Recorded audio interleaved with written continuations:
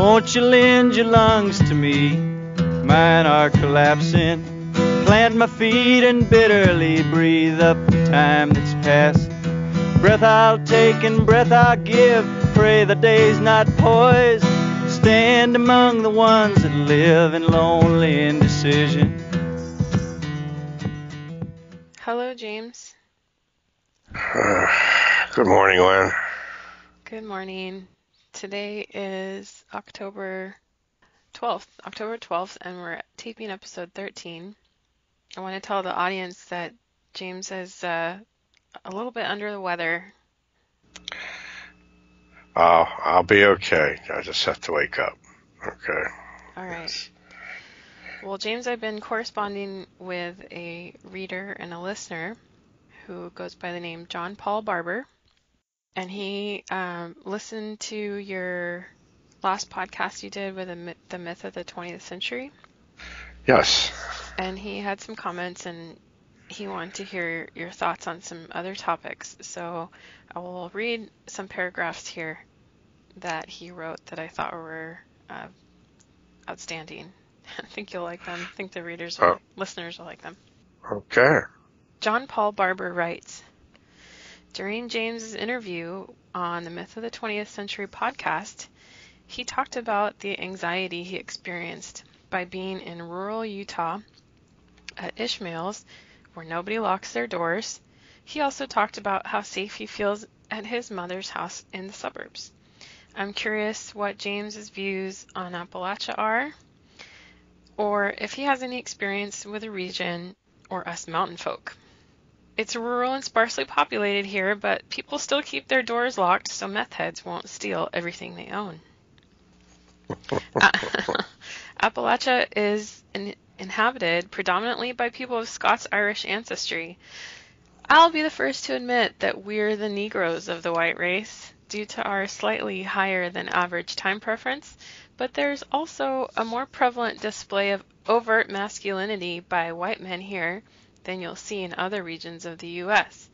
Despite our shortcomings in certain areas, there's still a shame and honor culture that exists here due to strong ties to that old-time religion. We like to preach and pray till midnight and fuck and fight till daylight.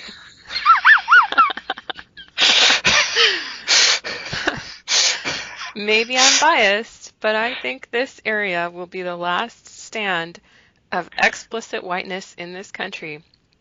They don't call it white Afghanistan for nothing. When shit really hits the fan, will James die in Baltimore, or will he come here and fight with us?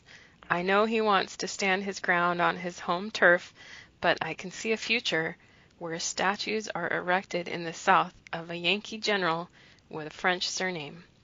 Can he resist that kind of legacy? Thank you, John Paul Barber. That's excellent. Wow. That was really cool. I spent from my 13th to 18th year living in Appalachia, western Pennsylvania. I knew people that lived in the low-running mountains there. You're talking about north and west of Uniontown and Waynesburg, Pennsylvania, and east of Wheeling, West Virginia. So it's really where the Appalachians take a dip right there. I enjoyed my time vacationing in West Virginia a lot. I like West Virginia better than Western Pennsylvania because there were fewer people, and I really like the forested mountains. And I've thought about living there in the past. I really like Harper's Ferry. I thought about maybe moving there and writing there if I could make enough money to support myself just writing. So there's a train that goes through Baltimore. It also goes right through Harper's Ferry. The a guy that used to work for me ran a resort for a while above the Duck River on the way to Romney, West Virginia. think it was along Route 50. If you follow it east, you end up in Winchester, Virginia, and that was just beautiful country. It's a favorite place I've been to, and the elevations are nothing like I experienced out in Utah, but things are really steep, and it turns to night almost immediately, because as soon as the sun goes onto the other side of one of these forested mountains, that's it. It's like somebody turned the light switch out. So I've set various fiction in the Appalachians too. I gave up. Speaking of the last redoubt of the white of the white people, I set a science fiction story which I began and which I stopped so that my webmaster's house wouldn't get firebombed, about an Islamic America from the point of view of an agent that was sent to infiltrate a Christian enclave above Cumberland, Maryland. So I didn't continue that, but I used the Cumberland setting in Malediction Song. Yeah. The prequel to Reverend Chandler, and actually the Appalachia figures prominently in my series of novels, the Sunset Saga, and the last book, White Sky Canoe, takes place in West Virginia. Okay, I haven't written it yet. It's been outlined for 7 years. I'm still finishing. I think Seven Moons Deep has about 70,000 words in it. It's still not done, but that's the next to last one. And it the last chapter of that is also in West Virginia, above the Canoe River, at a park at Point Pleasant, where you can see Ohio from the other side of the Ohio River. So yeah, I'm pretty much in love with Appalachia. What I really felt an objection to is when I saw a proposal for the Black Africans have a separatist idea where they get like a block of 5 southern states. I think that's the wrong way to go. If you do that, I think what should happen is they should get parts of more states and not get any of Appalachia. For instance, give the Black nationalists all the way up to the Baltimore-Philadelphia corridor on the East Coast, but don't let them have any of Appalachia, because they never had any of it. It's not something that they would want anyhow, and they would actually get richer territory being on the coast, but that's also territory that's really harder to hold against the bankers who are taking over everything. So that's where I stand on that.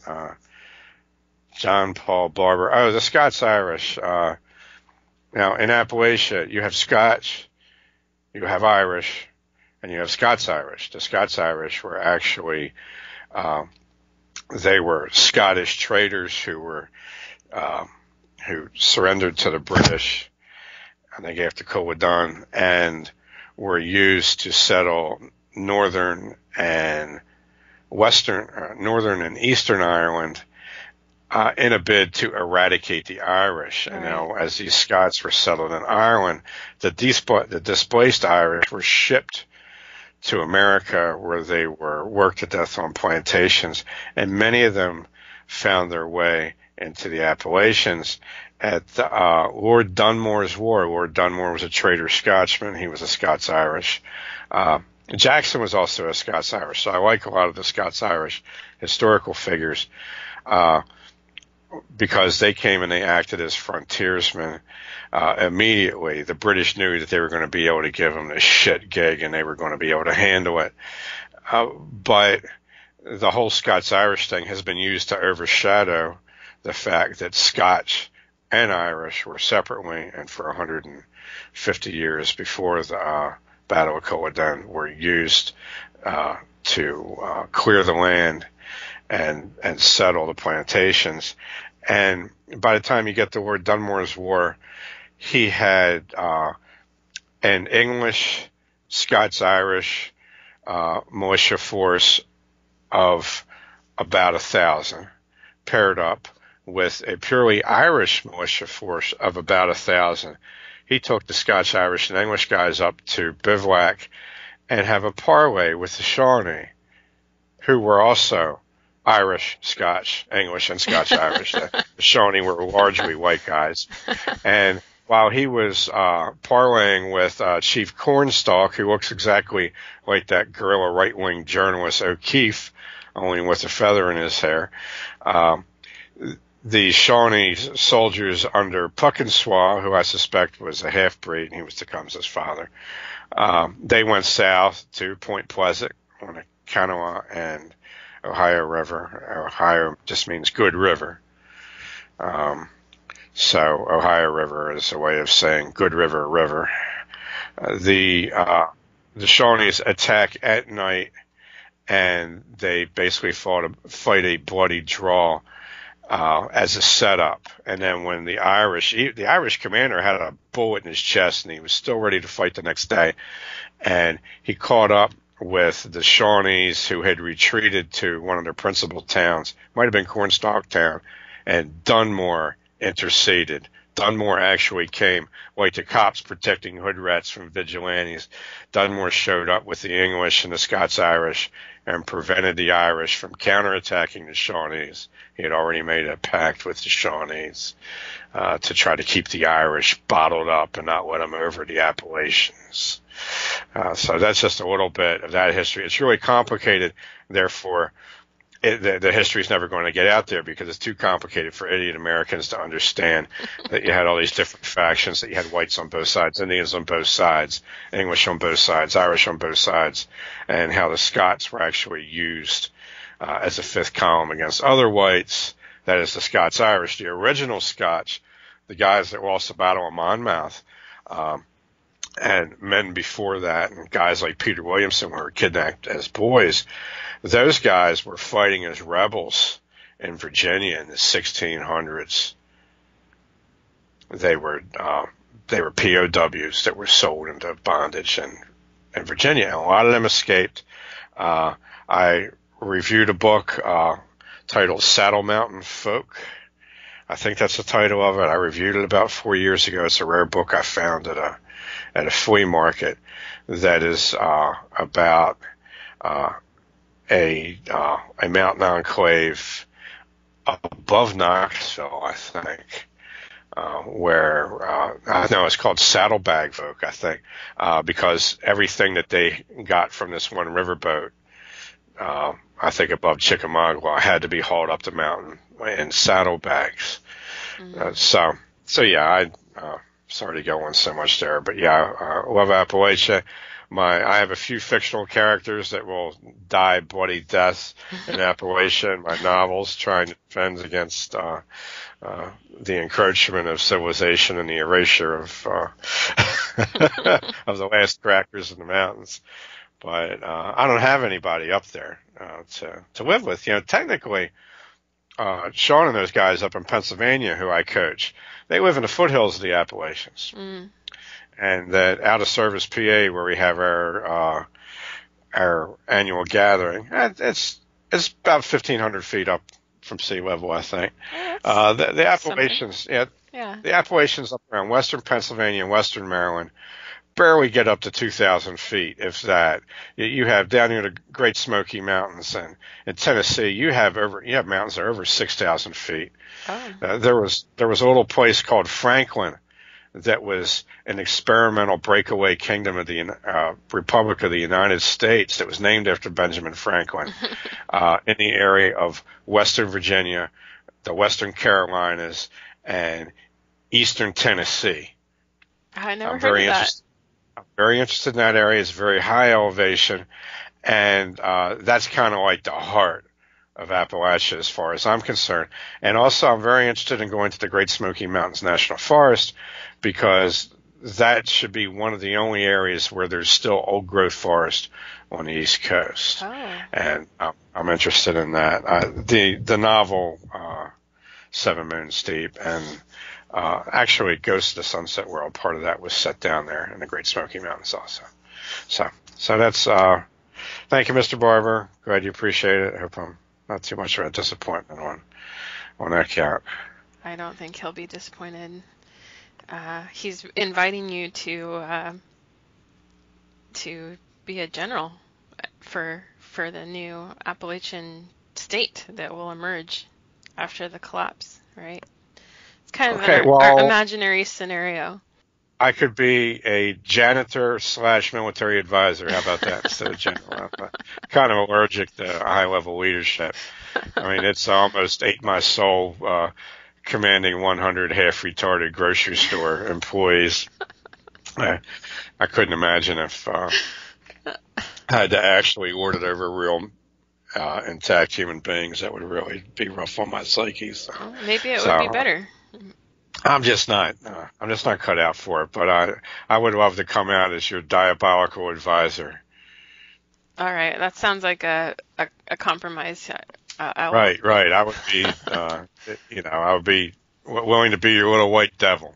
The little white devil. Well, they might not make statues of you if you're an advisor, right? I pictured you brandishing a Bowie knife in the statues. How about if on the statue, okay, you have me as a little demonic figure polishing the belly knife of let me see, whoever the soul of Nathan Bedford Forrest transmigrates into. I think it's locked in a grave somewhere. When the Dendu finally dig it up and they exhume his grave to move it, curse. I think his soul's going to get released, and it's going to get sucked up into somebody in Appalachia, hopefully a highly intelligent MMA competitor. Okay, and then I would be honored to be his advisor. Okay. Okay. That would be ideal for me for my level. I can live with that. I can live with that. I know you'll get me a job in the new administration. We've talked about this before, but I'm always looking out for my career, So. Well, you know what? I'm throwing this wide open right now. If I do become king, you may. Okay, sure. A virtuous married woman. You may be the den mother of my secretarial pool. Okay. No. As a single. I want a real job. No. Oh, no, this would be a real job. This would be very important. Okay. As a Secretary of State, as a head of a new state, the secretarial pool could conceivably really hang me up a lot. I wouldn't want to go the way of many cons before me and just drinking myself to death. I'd like to accomplish something more than that. So we would have to have women in the new regime put into positions that were appropriate for their level of intellect. Okay, that's all I have to say about that. You're hired. Okay, well, I'll accept the first part of the deal, but I'm not convinced about my role in the new administration. Well, let's go down. Okay, because I have a list of I have a list of policy areas that I want you to tell us how you would administer this new nation state. So the first one, and you can always jump in if you have any other more important policies that you want to discuss. But no, the policies that you're going to frame, these are all the policies that there are. I'll Really? just say that I believe in impulsiveness has its own virtue here. So this is it. My answers to these policies. This would be the sum total of the Constitution of this belligerent state of America. Okay. Well, the first one I thought of was education. And my question was, James, how will you ensure the education system supports the nerds who will launch humanity into space while still ensuring that knuckleheads can administer concussions to one another? Okay, the schools will just be destroyed. the male teachers will be used as stewards to maintain the library. So maybe one in 5 schools doesn't get destroyed, and it'll be a library/media center. It would be staffed by the surviving male teachers from the school system, and they would. People that didn't know how to read, they could coach them on reading, and people that didn't know how to read, they could direct them to the portions of the collections they want. This is how this country was made great, by people educating themselves, not by this drone system of brainwashing. Okay, I'm 100% so the school system is the enemy. The school system will retain the male teachers to serve as librarians and custodians. I'm with you. Can we have a girls' library? Okay, that could be another one of your jobs. You could set up a girls' library when you're not winnowing my collection of displaced female teachers, because they're headed for the harem. They need re-education. Okay. Then when I'm done with them, they can be dispersed to worthy men in the population. Once I've done the rough job of breaking them of all these bad habits that have been inculcated through this horrible setup that we have now. Oh boy. Well, all right. Next topic: criminal justice. I thought we just covered that. Okay. I'm sorry. Go ahead. Go.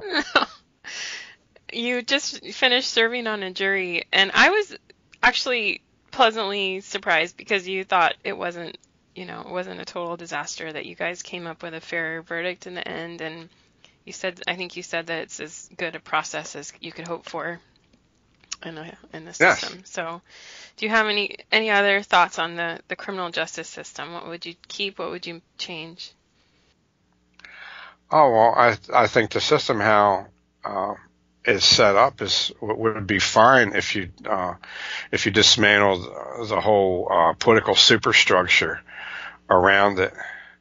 So I would actually keep that intact. We could just rip off the founding fathers on that. And I talked to a few fellows that are lawyers, and they told me about the English common law and how it was adapted to the American frontier. And I actually got a list of books that I should be reading to help me out on it. And it seems like, and this isn't my only brush with the law. I actually had to stand before a magistrate to see if I was going to be tried for attempted murder and assault with a deadly weapon once. I thought that turned out fairly. I was a witness in court a couple of times, and I got to see the circus that is the liberal end of the court system that's really devoted to being the parent of these urban orphans that have just been destroyed by our social system. And the judge is their advocate. I mean, it's just horrible watching all the people go before the judge without counsel, totally unprepared. And she basically becomes their mommy, and they use a lot of female judges for this. Even that, where society's been set up to actually destroy a certain segment of American manhood, you still have some people that are doing a type of benign shepherding of these orphan people in court. And you have other people that are using the courts to even make their lot worse and to destroy society even further. But I think they would go by the wayside as soon as you got rid of the education system and you no longer had this feeder crop of people coming out of universities stirring up trouble and trying to destroy society. Yeah, actually we didn't touch on that, but the universities are, in my view, probably much worse than the K through 12 education system. It's more important to burn down the universities than the schools. Well, I just looked at them all as the same thing. They're all schools. Yeah. So boom, they're all done. So I'd like to point out that leaves me with a heroic volume of training to be done, because I'm also going to have to deal with all these middle-aged feminist professors that I'm going to have to retrain also. So it's not just me, breaking in, student teachers and so on. There's going to be a lot of polishing old battle axes and such that goes on with that. So, this is me basically falling on my sword for the rest of mankind. It's a big sacrifice. Yes, I'd like it to be looked upon in that.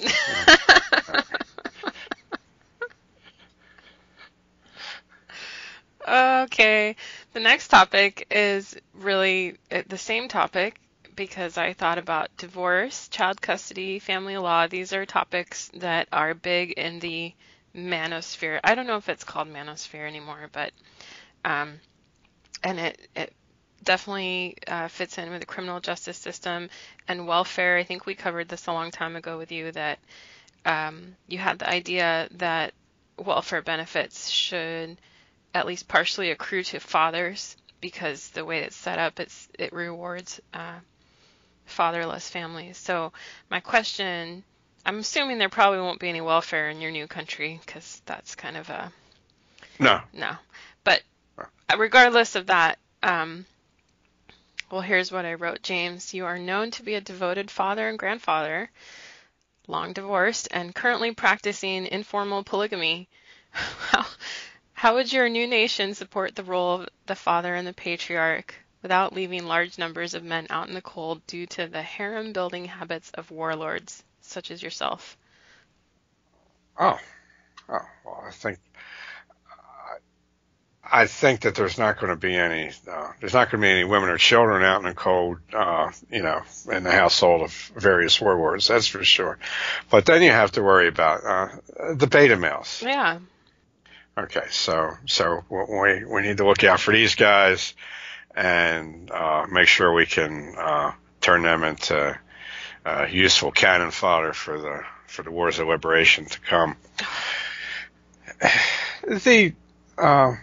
I think you just have to let families take care of it. If you have, for instance, my wife kicked me out; she fired me. Okay, so I continued to support her and my son. Now, I had a relationship with my son, so he had a say from the very beginning. Even though he was only 13 years old, I'd give the money to him. Okay? So he knew that this was coming into the household, and he would demand for an accounting.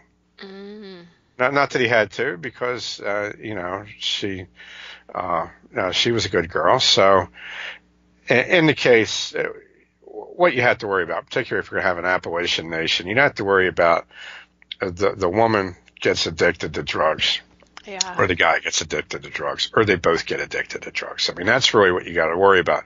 That's what's primarily been used to destroy white families. Black families have been destroyed by appealing directly to the mother and getting her to take a payoff in order to not live with the father of the children, and has encouraged her to have children through various fathers to break any hold he might have potentially on the household. So, but the way whites have been attacked, as John Paul Barber mentioned, they've been attacked through the drug market. Yeah. This is what has been used to attack white people. So what you've got to worry about is addiction on any level. And one thing that, instead of looking on children as property, which is traditionally how we deal with it, the child is usually the mother's property, if not the father's property, if not the government's property. The child should be looked upon as a person, a member of the family, and any benefits for their support should go directly to the child, okay, in care of a steward. It could be a grandparent, it could be an uncle. It's got to be somebody from the family or from the community that's going to look out for them and make sure the money goes to the right people, if there are any funds. But I prefer just making these parents work and support their children. They don't have to do it in the same household. Okay, so if you're going to be a crack whore and you don't want to take care of your children, well, since prostitution is going to be illegal in the belligerent states of Appalachia, then this whore is going to have to give up child support out of her whoring money. Okay, and if the guy just wants to run off and be a bum, well, then he gets marshaled into the military and sent to the front line. But if he would rather work and be a productive citizen, then he's got to support the child too. Now, ideally, one of these people is going to have a household under them. But if not, a grandparent or an aunt or uncle could do. I really dislike the way war's been waged on the extended family. Yeah. In Baltimore City, I know people, grandparents, who are trying to get custody of their children because both the parents are drug addicts and the government wants to give them the foster parents, people who are doing this for a profit. Yeah. They're getting money from the government to do this. Yeah. These grandparents are already doing it for free. They're already feeding their grandchildren for free because all the food stamp money that's been sent to the mother has been blown up her nose or shot in her arm. Right. Okay, so I think taking the parents out of the welfare stream is the way to go. Yeah, it's almost parent like if can't they, support the kid. yeah, if they need welfare in the first place, they've already demonstrated that they're not really capable of managing it.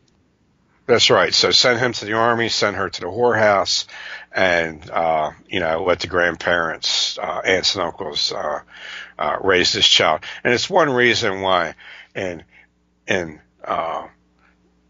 crime program, crime TV, and in movies where the uncle is always made out to be this evil person that's a rapist or something like this, because it's a way to take that support system away. It's a way to attack the extended family. Yeah. When you talk to guys whose father has abandoned them and whose mother's been either good or bad, the guys that have some kind of sense of how to be a man, they're guys that had an uncle that either stepped up because their brother screwed up and they took over being the mentor of this boy, or it's the brother of the mother. Yeah. And our society is, in a small part, dedicated to taking the aunts and uncles out of the mix and denying the children, particularly adolescent children, any contact with an aunt or uncle, which is often more useful than having them try to identify with a parent or a grandparent because it's often somebody closer to their age. Yeah. Yeah, and this could be someone with more time that maybe either doesn't have kids of their own yet, or if it's an older person, they don't have, their kids are grown. Read the novel North and South. I forget the guy's name who wrote it. It was even I think Patrick Swayze played Ori in the made-for-TV movie.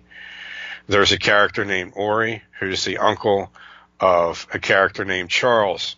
Charles ends up becoming the main character in the story as the story extends past the Civil War and goes out into the West. And the formative figure in the life of Charles was his uncle Ori. Okay, so I mean that's the oldest tradition that there is. Yeah. And it's under attack from all angles. There's no right. Grandparents and uncles and aunts have no legal rights to any say over young people. If the mother and the father are gone or convicted or drug addicted, it's just a government-owned child. So this whole idea that the child is property, of course, that starts with the way this country was founded on child slavery. Okay, the whole idea that the child is property would be abolished in the belligerent Confederate states of Appalachia. Well, I agree with you. I have had a tiny bit of involvement with Child Protective Services here as an extended family member, and they do favor. They'll try to give you the kid first, in theory, but it didn't really work out that way in our case. due to some other factors. But, yeah, it's the child becomes the property of the court, and it's really heartbreaking and difficult, especially when there are other family members there who are ready to take action. I mean, this kid should have come home with me on the first day, and she didn't, and she stayed with a very questionable family, in my opinion, and then was released to the parent that had harmed her in the first place. So it was a really bad experience for our family. But yeah, it's just a nightmare. And I think that our case was really mild in comparison to so many others. So it's just causes a huge amount of damage. It's awful. Well, the idea that how this benefits the government is the court scenes I was discussing when I went as a witness and when I went as a plaintiff one time and saw all of these young black guys parading up before these judges, and the judge basically stepping in her mind, stepping out of her robes and stepping into the apron of the mother of the house. Yeah. And the court is still the parent of that guy, even after he's 25 and he shot somebody. Yeah. He's still the child of the court. And that child of the court thing, in large degree, I think sets him up to be the adult child of the court. Oh, yeah. And then to the criminal justice system, and just stay there. Yeah. Well, sorry to hear about that situation of yours there. Yeah, it was awful. I mean, it's much better and pretty much resolved at this point, but it was really eye-opening. I had never been involved like that, so it was a few years ago. Well, I think that your system makes sense. I also like the fact that an extended family could be free to put really a lot of pressure on people too. Oh, hell yeah. Yeah, because I think that in American culture, Anglo-Saxon culture, let's say, it's sort of like not your business. Like, oh well, your cousin's doing something really dumb, but hey, he's just your cousin. It's just the same as anybody on the street. It's not your business to go and do something about it. But if you have extended family accountability, then you can go and do whatever it is you might be able to do to help them. Right, and especially the utility of having uncles and grandfathers. Yeah. You got somebody that you can expend. The big weakness of the nuclear family is, okay, so if I've got a daughter and some jerk knocks her up and doesn't want to support the child or have anything to do with the child, well, I'm still head of a household. If I go to prison, then the whole family collapses like a house of cards and becomes prey to all kinds of things. Yeah. But if I'm granddad, or if I'm the uncle that never got my act together and I'm between military enlistments, well, then that's an expendable. That's somebody that's economically an expendable member of the family who can put real pressure on somebody.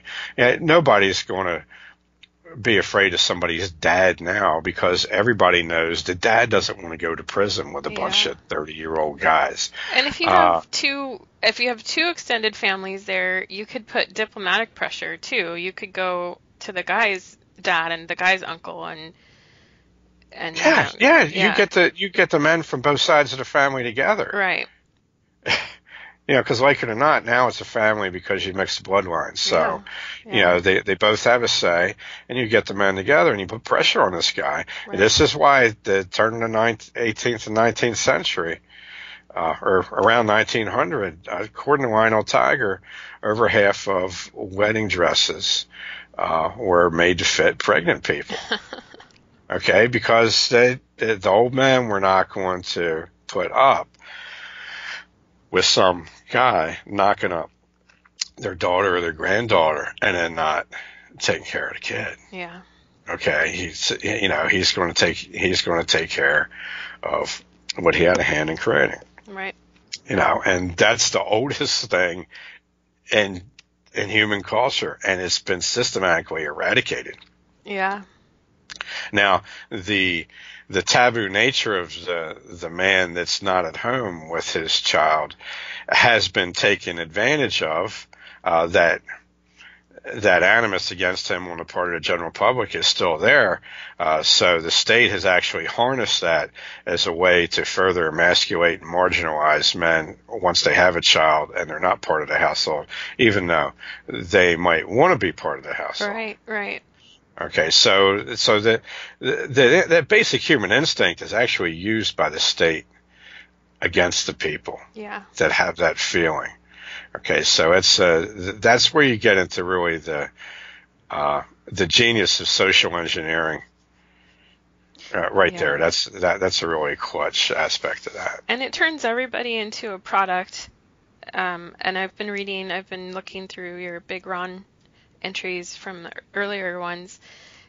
He brings this up too with regards to drugs and how junkies are they're really just like livestock, and so are children in the system, and so are criminals, because each of these people who now has the state inserted between them and their families or their consequences or whatever, now they're a product. They need to be looked after. They need a caseworker, a prison guard, the whole food stamp industry, which is really an agriculture subsidy, a subsidy for big food, right, and big ag.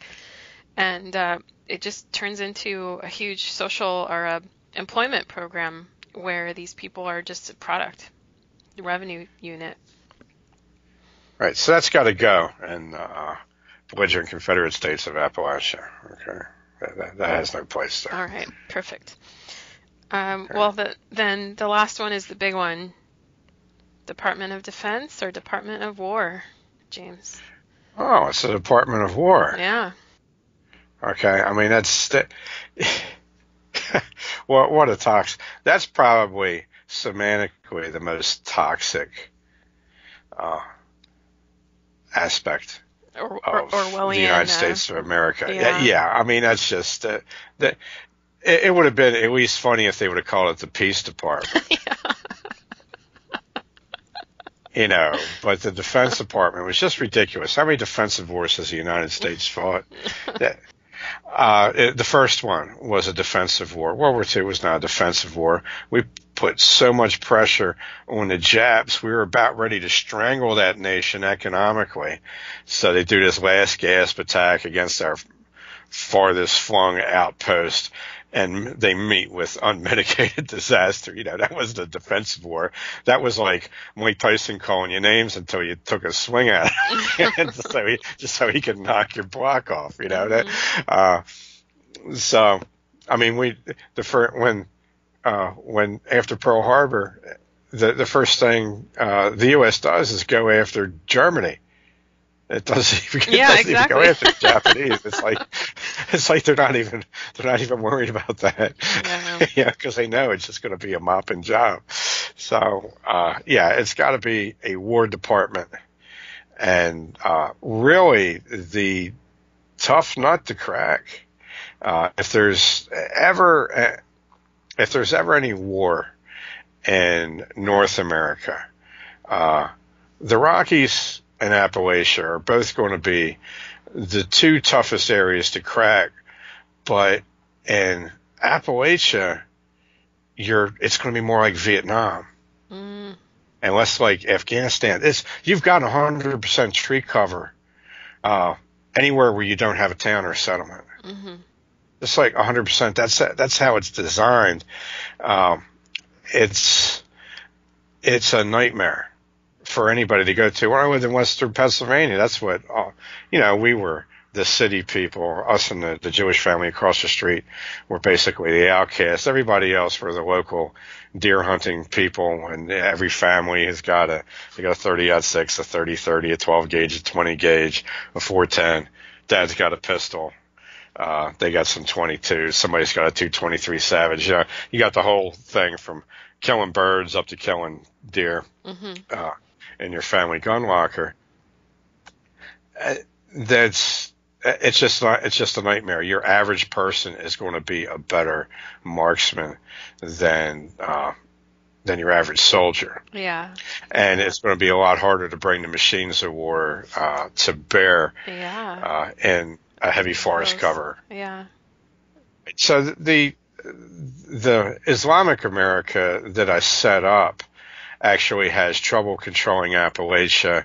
They have a lockdown on the eastern seaboard. I did something really cool with Israel. I had the Israelis getting overrun. Okay, once the U.S. support was pulled, and they nuked themselves. So like Israel goes up under a mushroom cloud. The Samson option. Yeah. Right. So takes that with them. So the new state of Israel ends up being Manhattan.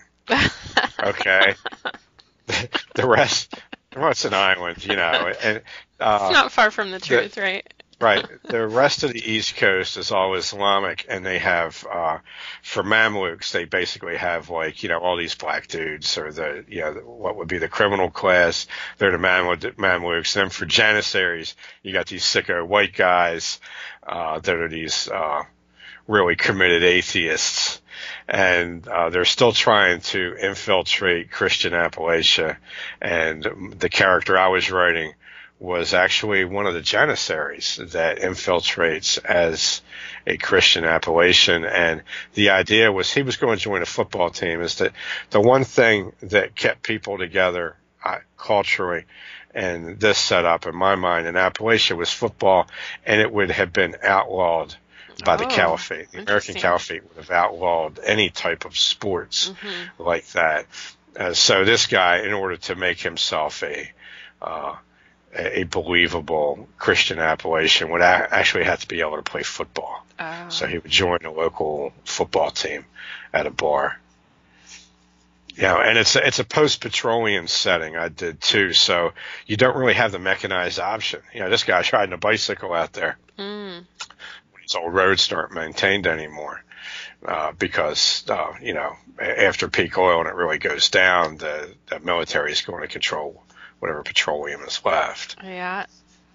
So anyways, that was that'll never be written because that conceivably gets my inheritors in trouble with the new order. I think 50 years from now that the eastern United States, not including Appalachia, will be under Sharia law, that it will be a caliphate.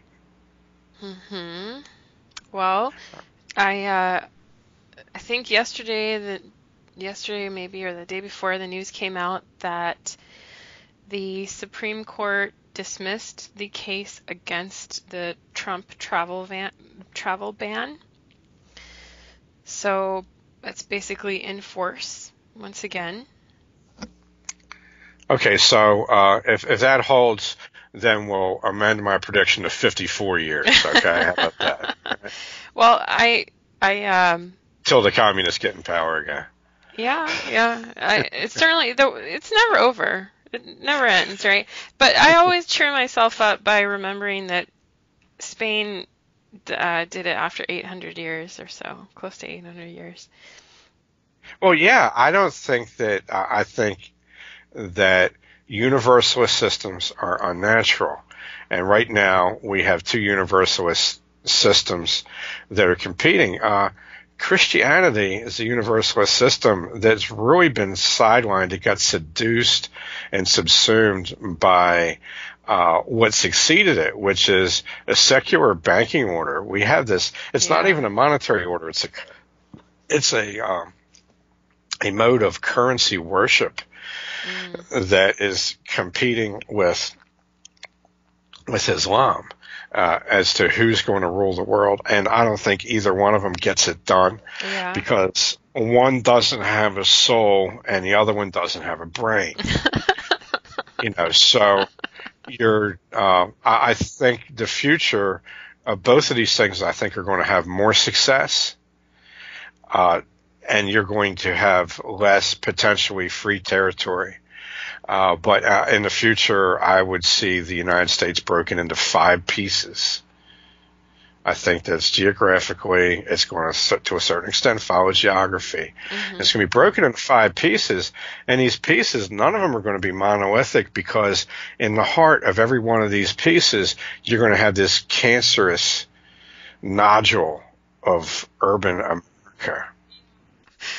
Well, I think that if such a thing happens, and probably it will, maybe not in my lifetime, but I think that there would be massive ethnic cleansing and, not necessarily just slaughter, but people would be forced to migrate, including urban people the urban liberals will really have to wrestle with this mentally. It's going to be very difficult for people to realize that their whole view of the world is just crashed down around them. You're going to have like suicides and people just getting slaughtered in their homes because they can't even conceive of doing something about it. That's what I think. The cities are not self-sustainable. That's right. Okay, but what I envision that if a collapse comes, or if you're on the brink, and for instance, if the United States can no longer project power abroad, and to the extent that they can dominate petroleum resources, and the legions come home and they start feeding off of our own significant petroleum reserves, they still have enough gas to use the military to dominate the entire continent of North America while denying petroleum from the common people. In that situation, what I think you would see would be that, first of all public lands would be military lands. Mm-hmm. That would be all grazing lands too.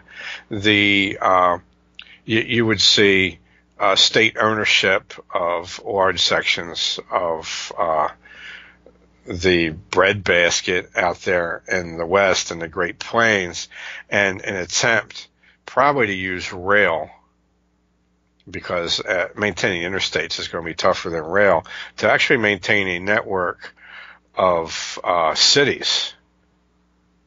Yeah. If you could find a way to really take the public lands, tap into the food resources that are currently being sent all over the world, and use them to feed the cities that have played ball and you want to keep in your loop. If you're a Federalist, then you have a really interesting military situation where you would have this centralized net, probably kept together on rails as much as by interstate highway, surrounded by all the smaller communities and the suburban sprawl that would have been left to go to seed. Yeah, it would be and really go dangerous. its own way. Yeah. A guy that wrote a science fiction novel about 40 years ago concerning this, his name was Arson Darney.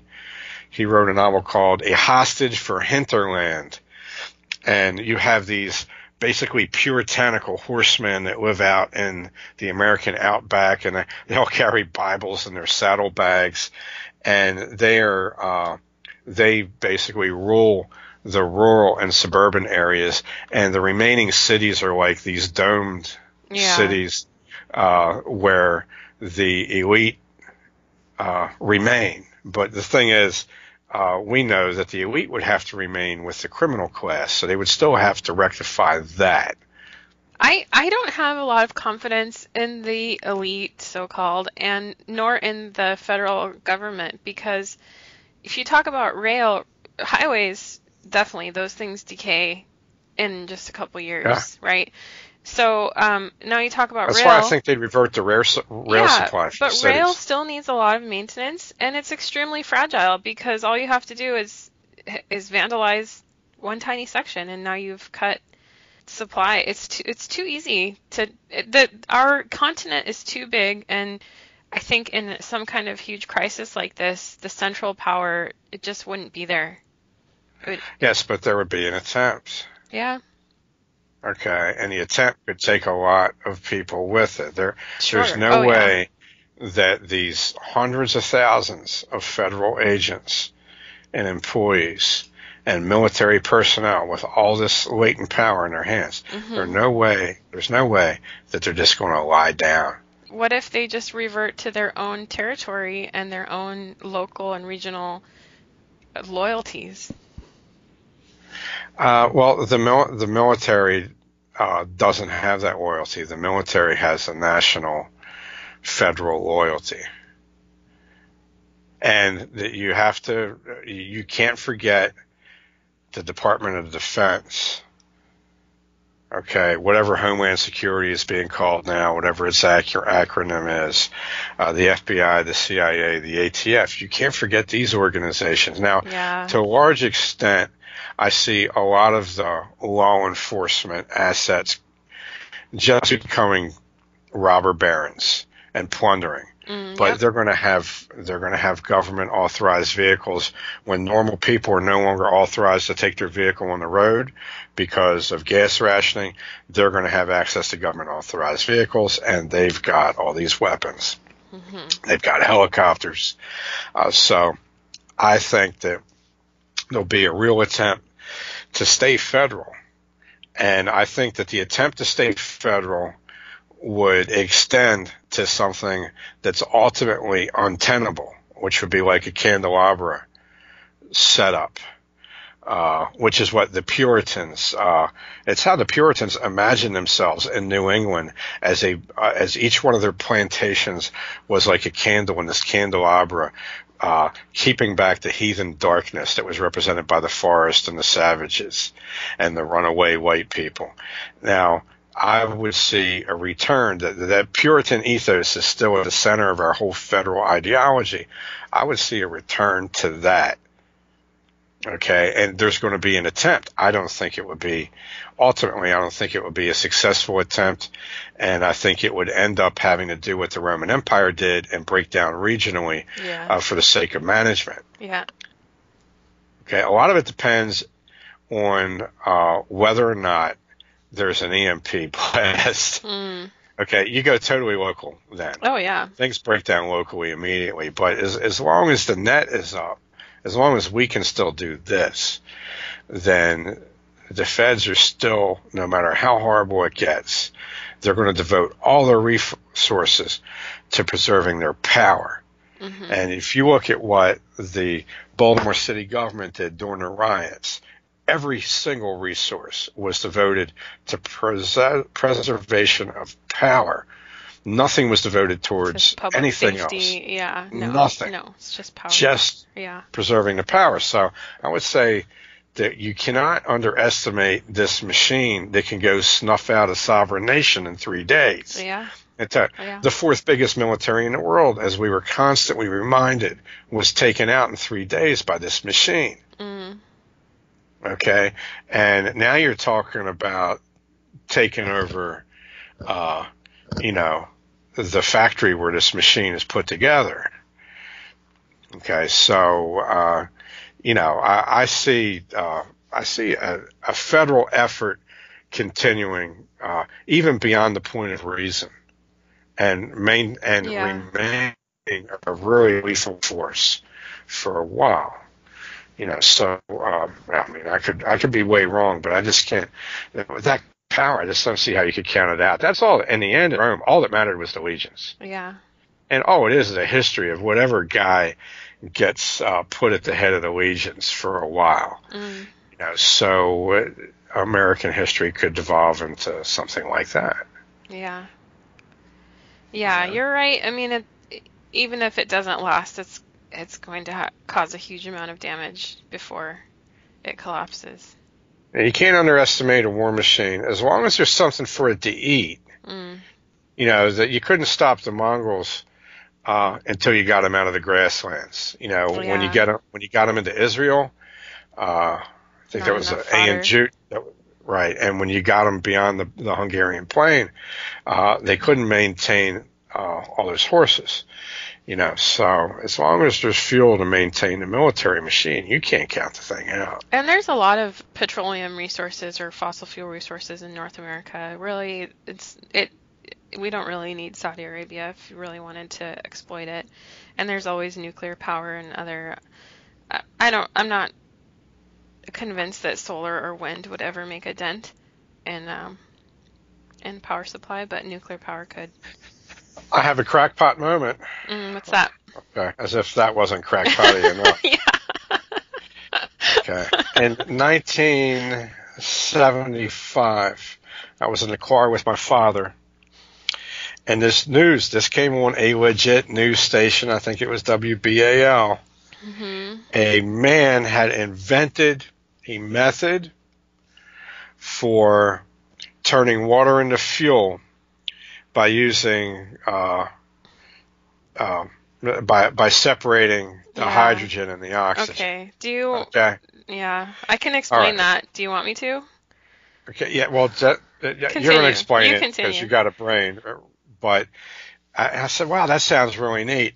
He said, you're never going to hear about this again. I said, what? He said, I heard about this when I was younger, and you're never going to hear about this again. This guy's name will never be mentioned, this technology. If it's ever mentioned again, you'll only hear about it once again, and then it will be forgotten again. And sure enough, never heard about it again until 20 years later. Yeah. It was actually, again, it was on an AM radio. It was during the legit news break. Yep. The guy's going for his patent, then you never hear about him again. So maybe you could explain to me what this supposed technology is. I will explain it to you.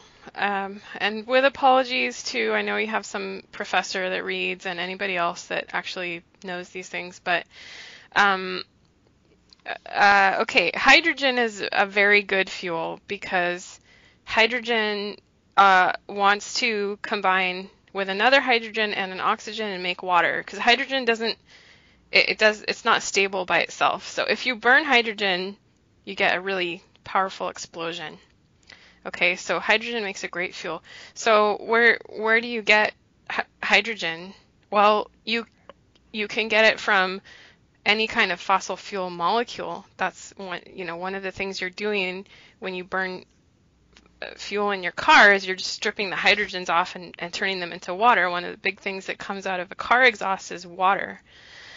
Another thing you can do is you can take a glass of water and run a current through it, and that will actually break apart the water molecules so that your hydrogen and your oxygen are apart, and then when they want to combine together, they release a bunch of energy, and that acts like fuel as well. The problem is that you can't break them apart without adding a bunch of energy into it, and you'll never get ahead, because the only that you could think of it as like a way to transport energy. So if you have, let's say you have some kind of magical solar plant somewhere, you could use it to break apart water molecules and then send bottles of hydrogen on a train. I mean, this would be extremely dangerous, right? I'm not a fan of hydrogen. So you could send the bottles of hydrogen somewhere to be burned and to make electricity, or to put it in vehicles or something. But the problem with that technology is that you're not actually getting more energy out of it. You're just putting some energy in and then getting it back later, and you always lose. When you do that, you always lose at least a little bit. So I apologize to everyone. Please. That's probably... I'm impressed, and hey, I have to apologize for something. Yeah. You're overqualified for managing the con secretarial pool. Okay. That's what I'm trying to tell you. So we got a promotion in line here. AJ, I'll find AJ. She'll be in charge of selecting the con slave girls. Now, that 10% of girls who make the grade and who the con thinks should be able to read and write. And, because I'd like to have, women read me stories before I go to bed and so forth. You can be the teacher. You can educate them. How about that? Now, they won't necessarily be selected for their high intelligence, so it might not be the easiest teaching job, but I would like them to be literate. Is that good? Do you think you'd accept that? Well, I'll see what the next promotion could be. I'm still going to hold out.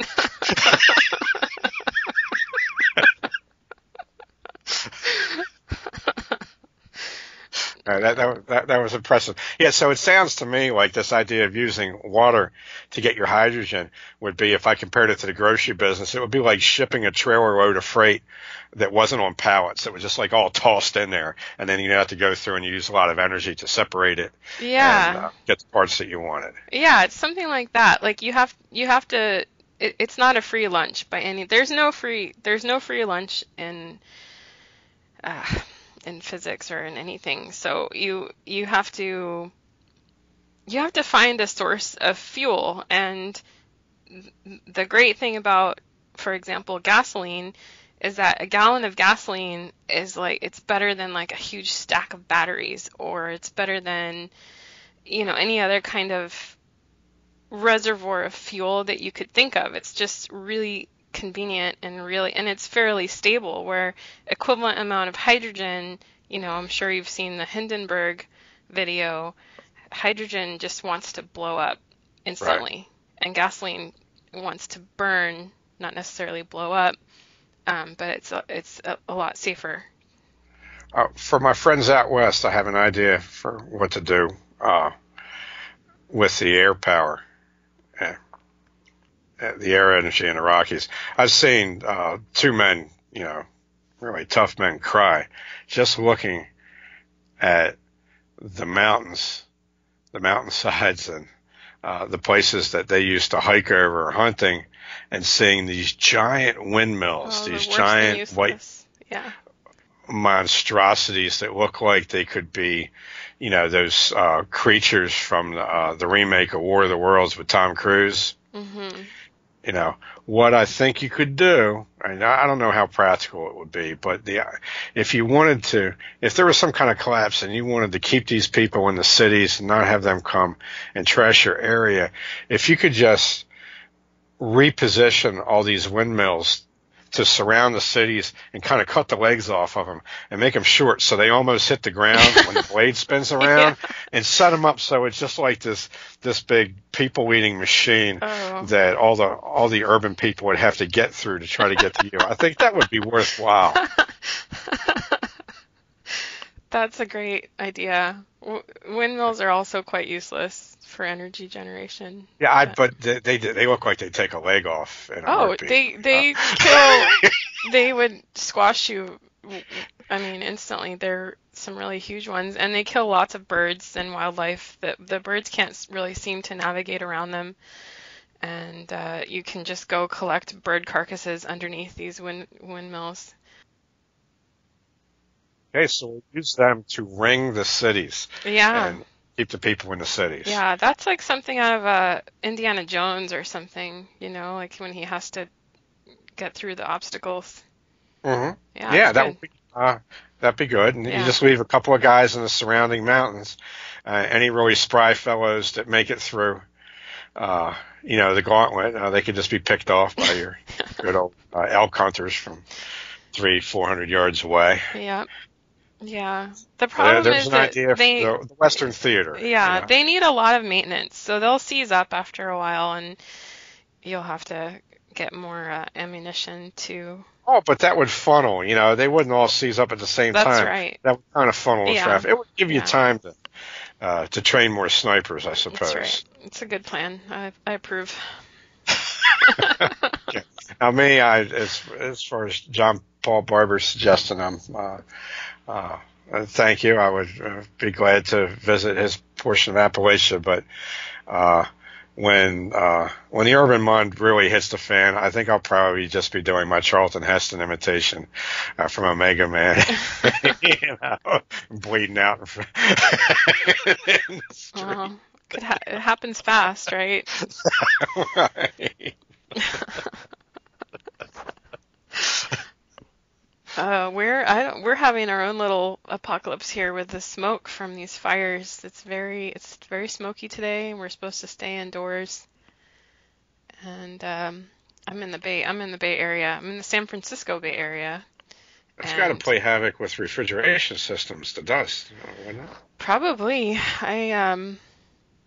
I don't know. It's really smoky. It just smells like fresh smoke right outside the door, and the air is really hazy, and it's very dry. The weather's dry, so it's not looking good out there. Well, I hope the wind blows the other way. Yeah. Hopefully some rain. Hey, I had a bonus topic here. I thought that was the last topic, but I actually had one more. Do you want one more? Yeah, sure. Okay. All right. Well, this topic I had titled Capitalism or Pastoral Agriculture, and I think we hit it a little bit, but I just wanted to ask you, what would you do for example, to the CEO of a large dairy concern who promulgates hundreds of varieties of yogurt with no discernible differences between the varieties to be sold in disposable individual serving cups, requiring large energy inputs, manual labor, and creating waste and litter. What would you do to that guy? Oh, my shoes probably need polished. I mean, if I want to strike a presidential pose, I need to have well-polished shoes, so he would probably be qualified for that. What I would suggest, just basically economically, that what really gets taxed would be banking. That's what you would really tax. Yeah, that's the source. The yogurt thing, I think if you can get away from a consumerist society, I know I just threw out how many cups of yogurt? I threw out about 400 cups of yogurt when I came back from vacation. Wow. I threw out another 200 cups a couple of days ago.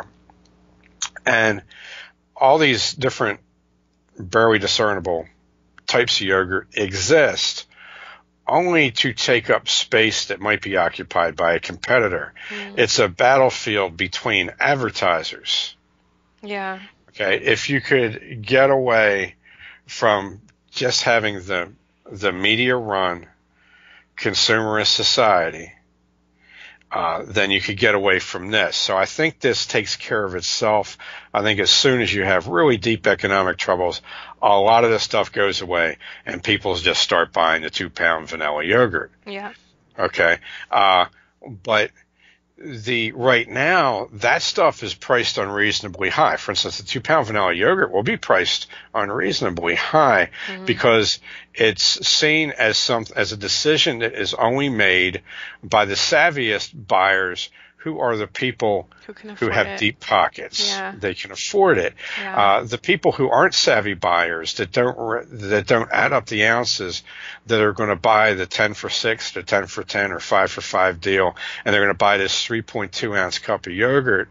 Those are generally the people that don't have much money, and they're really sucked into the whole media system, and they make their decisions there. These are the people that buy Sunny Delight instead of orange juice, even though Sunny Delight's more expensive. So I think if you could kill the celebrity media culture, if you can get rid of things like the NFL, for instance, okay, that are just advertising platforms, that Shelf-I Work is really an advertising platform. It's a combination of its own advertising platform, depending on how you set it up, and the dissatisfaction of the advertising that was seen on television. Right. This is I'm setting up the ability for the person to react to the advertising. Yeah. That's all. Close and that loop. These companies know that lemon chiffon whipped Yoplait Greek yogurt that I just threw a bunch of it away. Yeah. They knew that wasn't going to be a sustainable item. They knew it wasn't going to be in the lineup 2 years from now. All right. Yeah. Okay, they knew that. Yeah. But if they don't continue to shovel this stuff out there, then another company's going to shovel their stuff out there and take their market share. And there's a huge amount of waste built in on this. I just described to you how much of this stuff I threw away. Yeah. And this keeps the price jacked up. The wholesalers don't give you credit for this stuff anymore. Oh, they don't? No. Wow. No, that's the loss. Now, you can cut a deal with a wholesaler where they'll give you 75% of this throwaway.